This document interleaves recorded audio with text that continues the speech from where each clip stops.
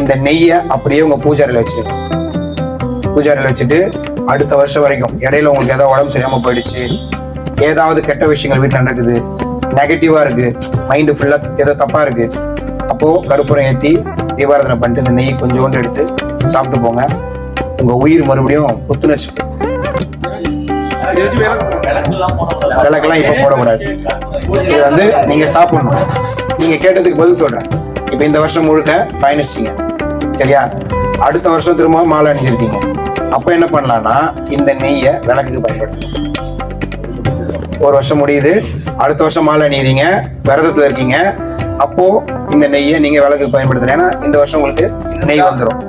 இருந்தால் இல்லைன்னா பொக்கிஷமா வச்சுக்கோங்க. இது ஐயப்பன் கூடவே இருக்க மாதிரி நல்ல நாள்ல பண்ணலாம். கூடுமான வரைக்கும் நீங்க இருக்கிற மாதிரி சாப்பிட்ற மாதிரி தான் பயன்படுத்துங்க சாமி. வெளியே கொடுப்பீங்கன்னா பயன்படுத்தாதீங்க.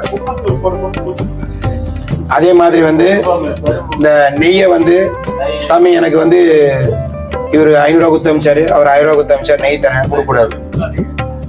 புரிஞ்சுங்களா? அவர் கொடுத்தாரா அதுக்கு என்ன வாங்கி தரணுமோ வாங்கி கொடுத்துருங்க. நெய்யை கொடுக்காதீங்கன்னா புரிஞ்சுக்கோங்க. அதே மாதிரி நீங்க வீட்டுக்கு போனோடனே மிக முக்கியமான விஷயம், வேக வேகமா போகணும், வேக வேகமா மாலையை கட்டணும், வேக வேகமா மற்ற விஷயத்துல ஈடுபட்டு இருக்காதீங்க. சுவாமியே